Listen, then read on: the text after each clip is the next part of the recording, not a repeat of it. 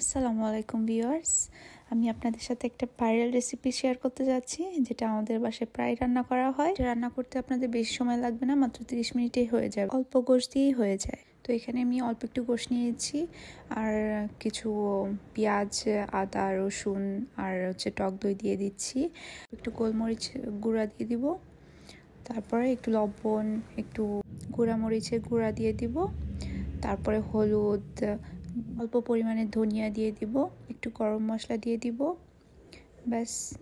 আর আমি একটু কালা ভুনার মাংসর মশলা দিয়ে দিব।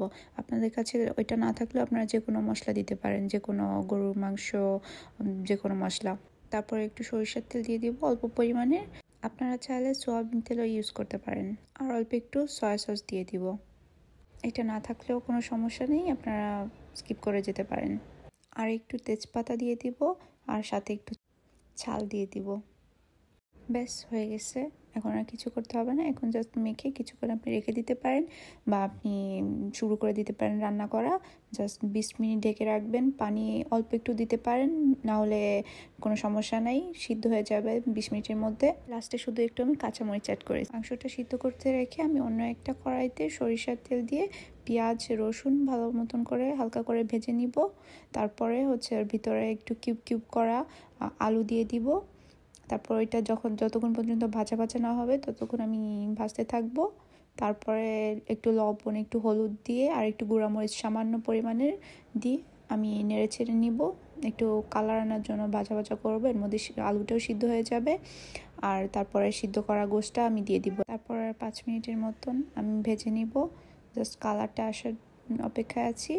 দেখুন কি সুন্দর কালার এসেছে, মাশাআল্লাহ। এই তো আমার রান্না হয়ে গেল। দেখুন, দেখতেই জাস্ট ওয়াও লাগতেছে। আমি জাস্ট যখন এইটা রান্না করি তখন আর অন্য কিছু দিয়ে আমি খাই না, শুধু এইটা দিয়েই আমার পুরো প্লেটের ভাত শেষ হয়ে যায়। খুবই মজাদার একটা রেসিপি, আপনারাও ইচ্ছা করলে ট্রাই করতে পারেন। খুব সহজও, আর অল্প একটু গোশ দিয়ে আপনার হয়ে যাচ্ছে। তো আর আপনারা যদি কখনো ট্রাই করে থাকেন তাহলে অবশ্যই আমাকে কমেন্ট করে জানাবেন। আর আমি কিন্তু প্রফেশনাল না, আমারও নতুন নতুন কিছু ট্রাই করতে ভালো লাগে, তাই আমিও একবার ট্রাই করেছিলাম এই ভাইরাল রেসিপিটা। তারপর থেকে আমার ভালো লেগেছে, তাই রান্না করা হয় এটা আমাদের বাসায়। তো এইটুকুই।